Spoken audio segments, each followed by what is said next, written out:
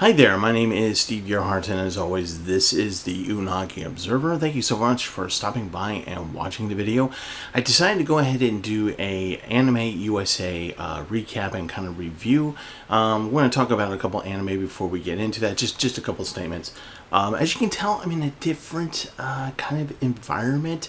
That's because I had to today to film late at night, and I'm trying not to keep people up. So yeah.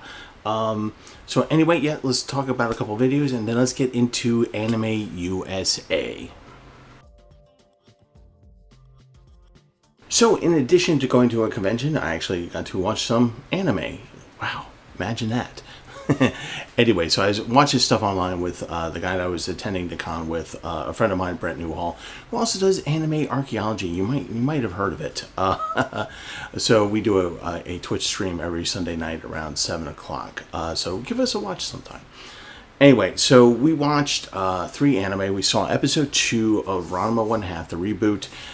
Still loving it. It's still great. Still following the manga. From what I understand, there will be original characters to this anime, so at some point it will diverge, and I'm okay with that because they're doing such a good job of it right now. So if you haven't watched it yet, please do if you have Netflix.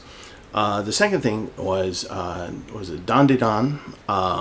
Watch the first 2 episodes of that. I am really enjoying it, but I'm going to give it a third episode, and then I'm going to give it a proper review. As you know, that I like to do in-depth reviews after I do 3 episodes. Now, one that I'm going to just comment on that we watched, the first episode dropped this weekend, Dragon Ball Daima.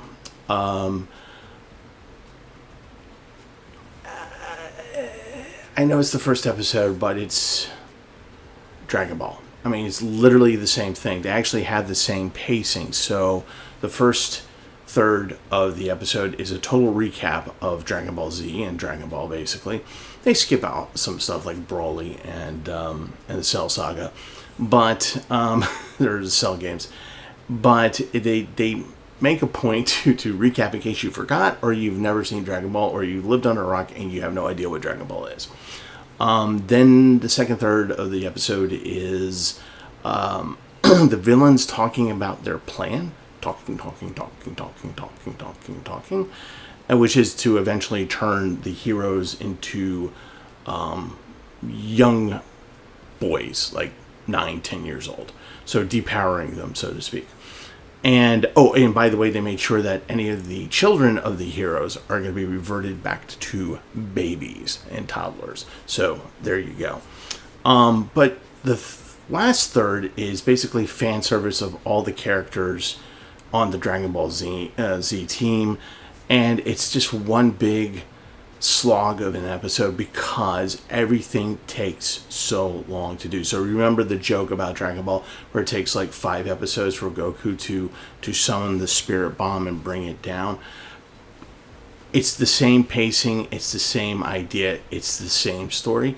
So not very hopeful for this series. We shall see. Maybe the second episode will be wonderful and outstanding. I don't know, but the first episode is not boding well. So anyway, I just want to kind of talk a little bit about the anime that dropped over the weekend, or that I got to see over the weekend, and yeah, more stuff coming up in the future. So getting excited about it. Yay!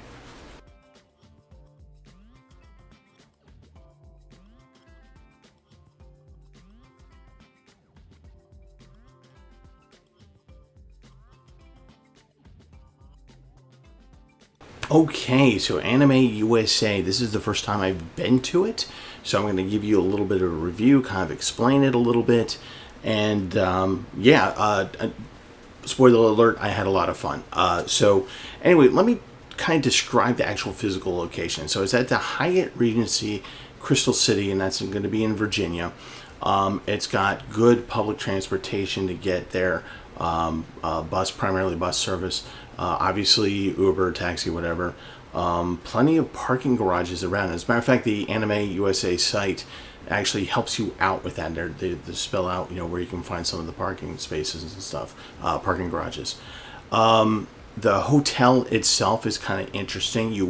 When you walk in, it's like an atrium, so it's like a big wide space, open space when you first walk in. The hotel check-in is to your right. Right in front of you are the escalators that go down to the 2 subfloors, and you can go around to the right to the elevator banks. To your left is Cinnabar, a kind of like bar/restaurant kind of thing, and a really nice area for just being able to sit and relax and, you know, maybe touch up on your cosplay and stuff. So that's kind of like, you know, as soon as you enter the hotel, there's not really a whole lot of convention-y stuff, except for a lot of cosplayers just kind of taking it easy. So if you're coming in and you want to go to registration, you go down the escalator to the next level. As soon as you get off the escalator, you turn right, and you're going to see a big sign that says registration with a big arrow telling you to go to a specific door, and in you go, and you get your badge, and then you get to go on and have fun at the con. Also on that floor is the dealer room, and you keep going to the right. So if you come out, actually, if you come out of the registration room and you turn left, you'll see the doors that enter into the dealer's room. So that's most of the convention stuff. Oh, and there's a table for AnimeUSA merch right off the escalator. So if you want to get merch, which I did, I have a niece and nephew, so I got them these coloring books. Hope they like it. Anyway, if not, then I'll color them. Anyway, there's that on that level. Now, when you go down to the next level, which is the bottom level, which is, you know, again, they're sub-levels. They're underground at this point. That is where you're going to find a lot of the a lot of the panel rooms, a lot of the a gaming room. That's where the opening ceremonies are. That's where you have like kind of a lot of the fun stuff. The education panels, which I was a part of, and which the Otaku Brain Trust is a part of, most of that is down there in Education 1 and Education 2. Just a warning that when you start going into some of these rooms down in the sub-levels, the reception on your cell phone is going to go fuck. And that's like cell phone reception, Wi-Fi, the whole 9 yards. Now, apparently you can go to the hotel and buy for, I think, $15 a day, give or take, and have Wi-Fi service. They give you the password to it so you can use it. So there is that. Now, if we go back up to where you originally come in, right, through the revolving doors into the lobby area, if you go to the elevator banks and go to the next floor, which is the 3rd floor, that's where you're going to see other panel rooms. You're going to have 4 panel rooms on the left side, and on the right side you're going to have the video room. That's where the programming ops office is, so that if you are a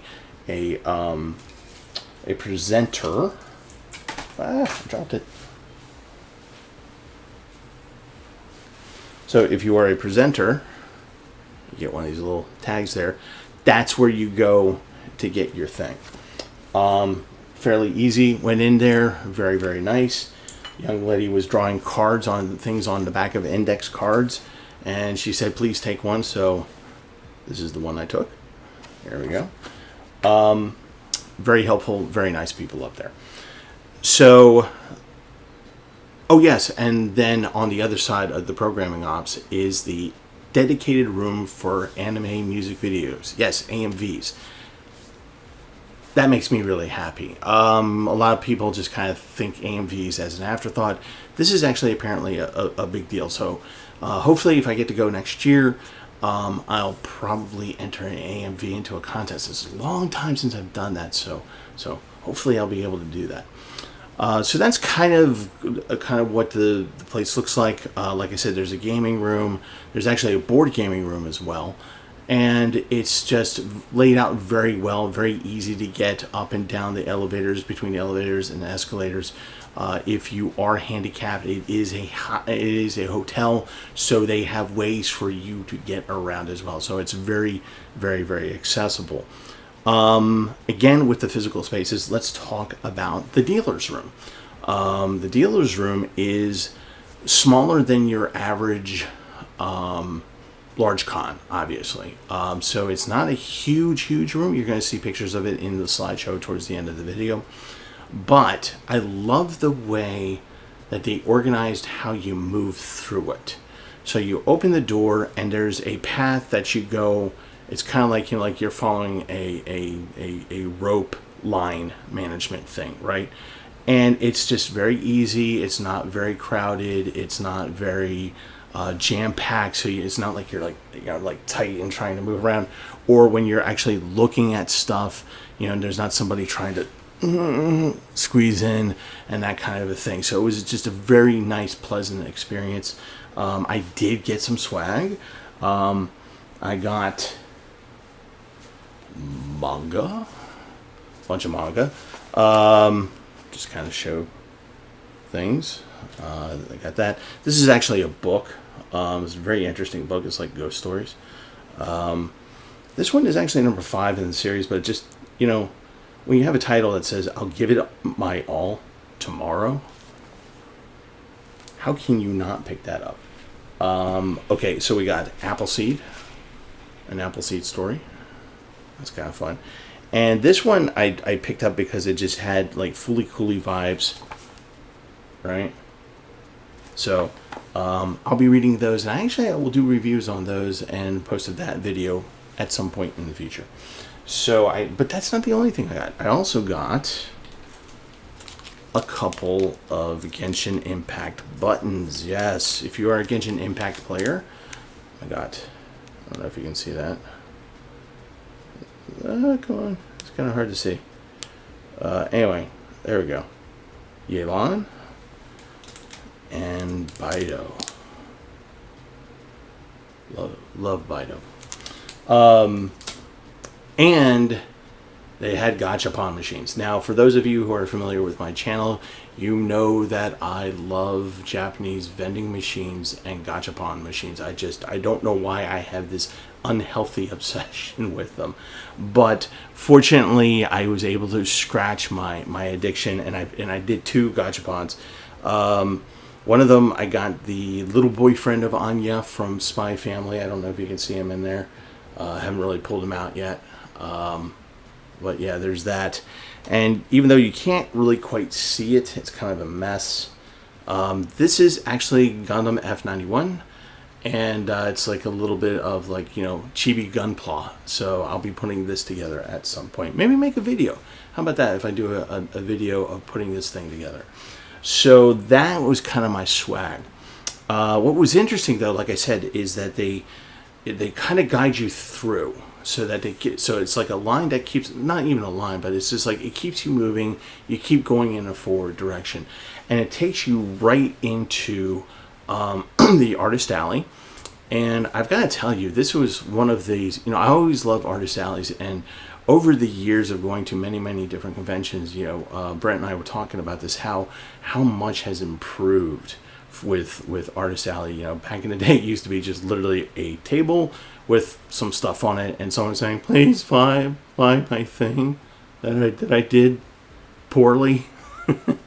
Now it looks like, you know, people are trying very hard to give you a presentation as if they were a cart in Kyoto or something of that nature. And a lot of the stuff that's being presented, the art and the objects and things like that, are very nice. I was very genuinely impressed by the artwork that people did there. And then they took you towards the exit, where there's a huge fudge place. Don't know why they're there, but it looked delicious. You'll see a picture of that in the slideshow. And then you go out the doors, and there you are. You're back outside. Again, very well organized. Yeah, so that's kind of the spacing of the convention, the physicality of the convention. The convention itself, from what I understand, I don't know what the numbers are this year. Max usually 5,000.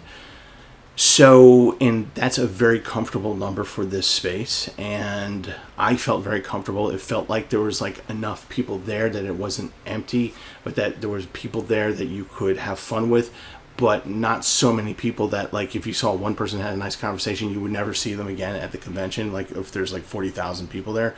So, you know, you can see kind of the same people over and over again, as well as new people.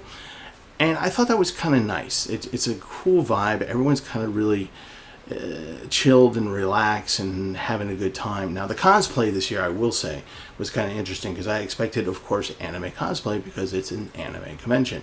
I would hazard to say that 90% of the cosplay was actually Genshin Impact. Not complaining, by the way. You're going to see a lot of photos of that in the slideshow. But very well done. Like, there wasn't anybody trying to be ironic and putting a piece of cardboard over their front and calling themselves a Gundam, right? You know, it's just very nice, very detailed, well-attentioned cosplay. It was just a lot of fun. I'm not really a cosplay person like myself, but I enjoy it when other people do cosplay very well. And it seemed like everybody did cosplay very well here. So, yay on you. So the other part of this is that I just kind of wanted to mention about the organization of the overall convention. Again, for those of you who know the channel, know that I am very much impressed with Gen Con, which is a humongous con, you know, like 70,000 plus people attending over in Indianapolis, and spans over hotels, convention centers, and goes even onto the football field, you know, where the Indianapolis Colts play. And they are incredibly well organized, and I'm always very impressed by them, as opposed to the other side of the spectrum, which is Otaku, which is not very well organized. Poor line management, you know, they just don't do that well, as other cons their size should. Now, what about AnimeUSA? Highly organized. Everyone seemed to have agency, a degree of authority, and the ability to solve problems. And if they couldn't, it was very clear to me that they were told, find someone who can. And if that means that you got to keep calling higher ups, that's what you do. That was awesome. And it shows, and it permeated throughout the entire convention. This is a very well-run convention. This is very well organized. Again, it's a smaller convention, so line management isn't that big of a deal, but it's kind of fun and refreshing to see a line of 25 people at the registration desk move quickly. It's very nice to see something like that. So kudos to AnimeUSA for running a well-oiled machine. Things just seemed to be easy. When there was a problem, it seemed like there were attempts to fix the problem. So many conventions do not do that, or for whatever reason don't have the capability to do that. So, yay you, AnimeUSA, awesome. So you guys are on the side of Gen Con of having a very well-run organization. I'm not saying everything is perfect and that problems didn't go unsolved, but the majority of the problems were solved. People put in the effort and they tried. And what's more important is that because of this organization, people, the con-goers themselves, kind of buy into that a little bit, maybe subconsciously, and they, you know, more or less follow the rules, and, you know, there's the line, and, you know, you just deal with it, and you know, if you have a problem, there's somebody there to help you, which is, as opposed to Otaku, where if you ask somebody for help, they kind of go, I don't know what to do, please don't hurt me. I know I'm ragging on Otaku. I do love Otaku, but they don't do some things very well. So, and more to that point, when I'm going to talk about the panels, this is more of a panel con. So you have a very large cosplay contingent. You know, you have AMVs, you have contests, you have a whole slew of things to do, right? So there's no reason for you to be bored or to be like, what do I do next, and try and figuring it out. There should be something that you should go, you should have the problem of choices, right? You should be able to, at this kind, it's one of those things where it's just like, God, there's 3 things I want to do, but they're all happening at the same time. That's a good problem to have. And I feel that AnimeUSA provides you that problem, so that's a good thing.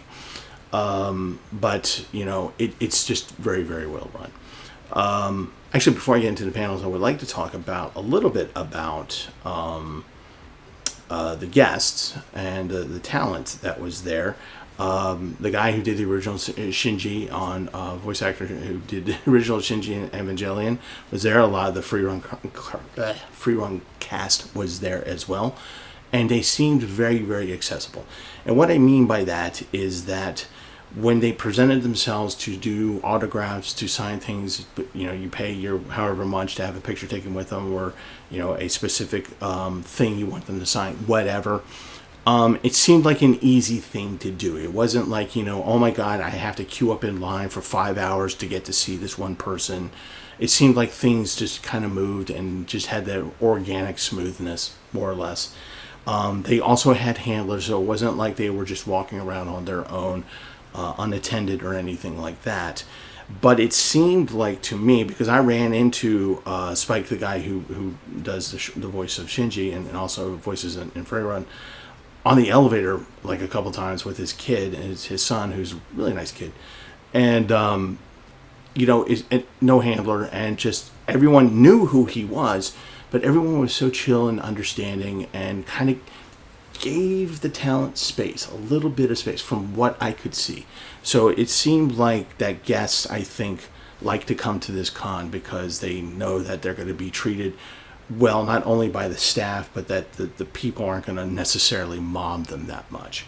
So I think that's a cool statement to have, that your con goers are chill enough, mature enough that they understand that, oh, you know what, he looks like he's having a good time with this kid. Maybe I'll ask for a picture some other time, a little bit later, when it's more appropriate. So that's a very nice thing to see. I'm not a big autograph person kind of thing, but I always take note of that, and I was impressed. Okay, panels. So, like I said, this is kind of a panel con. So there's a lot of panels that go on different kind of tracks of panels. They put me on the education track, which makes sense because of the type of panels that I do. And like I said, this is my first go around with AnimeUSA. Initially, I was just like, wasn't sure if I was going to go. Last year, I'd wanted to go, but the things just didn't work out. This year, actually, other things didn't work out, which enabled me to go. And so I threw in my 3 panels that I said, okay, well, maybe they'll pick one of those and, I'll get in and do the thing. They chose all 3, much to my surprise. And there was a moment where I actually had to cancel. And then 48 hours later, I was able to go back, and I was like typing. I'm like going, I totally understand if you guys are just, locking in the schedule and you can't get me in there, but just to let you know, I am actually able to go. Within a day, I got an email back on, yeah, no, it's no problem. Keep in contact. Here you go. Here's the things. Here's the information you need. And I'm like, I'm being taken care of. And as a panelist in some other conventions, that's not always the case. I remember there's one convention that actually no longer exists anymore, where I showed up and I was like, oh, where's the projector? And the person said, oh, it was stolen. Okay. That didn't happen here. Let's put it that way. And also when I did one of my panels, because I'm so used to not being helped, I bring my own equipment, my own HDMI cable, my own crappy speakers, whatever I think I need, because I, usually can't trust a convention to do the right thing, or have somebody capable enough to actually work the machines and help me out or whatever. So sometimes you are left on your own, or a lot of times you're left on your own. So on my second panel, I went down there and I couldn't quite figure out the projector was fine, but couldn't quite figure out the speakers. And so I was just like, well, I'm just not going to do anything. My panel's about to start, so I'll just plug in my crappy speakers. So these 2 staff members kind of poked their heads in, saw what I was doing, immediately walked down. This was in education too. Immediately walked down there. It was my Yamato panel from the bottom of the Pacific to the planet of Iskandar. And they came down and they just said, okay, look, it's this lever here. Just turn it up and try it again. Try your video again that you want to show. Okay, there we go. And he turns and he's walk out. He goes, you're all good? Is anything else? And I'm like, no, I'm good. I'm great. He goes, okay, well, this is what we're here for. And we're always walking around. So if you see someone with a staff badge, just grab us. And that is what we are here for. I'm like, I feel so loved. But in all honesty, that's a nice thing. That's very impressive. So, because when you stop and think about it, they were checking in on me to make sure everything was okay. You don't get that at a lot of other conventions, okay? So that was pretty impressive. My 3 panels were Shigeru Mizuki, Master Storyteller, and Yokai Wrangler, the Yamato thing that I talked about, and who I had a very colorful fellow in the first row. He was drunk and he passed out about halfway through. It was okay. No, there was no need for security. He was fine, but he just fell asleep at one point. Had a little too much to drink. Anyway, the third panel was Cowboy Bebop, the music of OST 1, which was the panel I was most excited about because I've actually done this panel online before, but because of copyright stuff, I was not able to play the music. So it was really nice to be able to play the music. Every single panel I did was a good panel. I had a good reaction to it, but this one was my favorite, and it seemed like everyone had a lot of fun to it. So what am I saying to you? Well, this AnimeUSA is very well run. If you like to do panels, they are always in the market of looking for people to do interesting things. So drop them a line. So look at the website. I'll put the link down below. And when it comes time for them to do panel submissions, just go in there, put a panel submission. They'll contact you eventually at some point, and you can have a conversation and get what you need and all that good stuff. If you are doing a panel for the very first time, this is also a nice place because like I said, they're very, very helpful and friendly. So well run, great panel ops.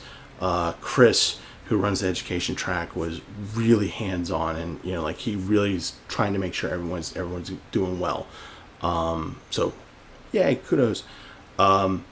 Fun space to be in, actually.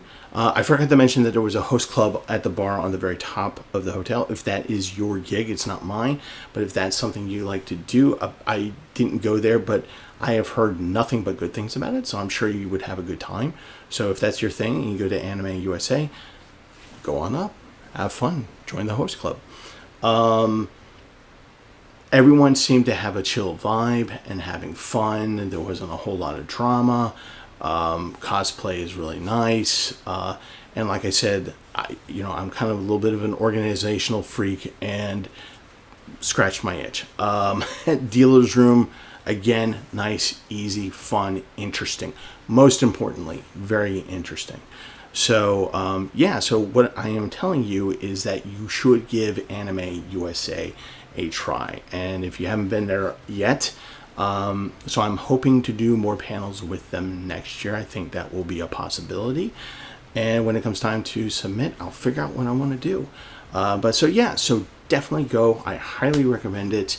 It's just a nice, calm, relaxed, fun though convention experience. So if that's what you want, if that's what you need, go for it. So that's going to be the end of the video here. So definitely check out AnimeUSA. Again, the link will be down below. I'm going to have a slideshow coming up here in a moment. It's a very small slideshow, and this kind of tells you how much fun I had at the con. Usually I take a lot of video and a lot of pictures. I just have a little slideshow because I was having so much fun. So much fun. All right, so that's it for this week. And as always, please stay well, stay safe. Love you guys. And as always, watch more anime. See you next time.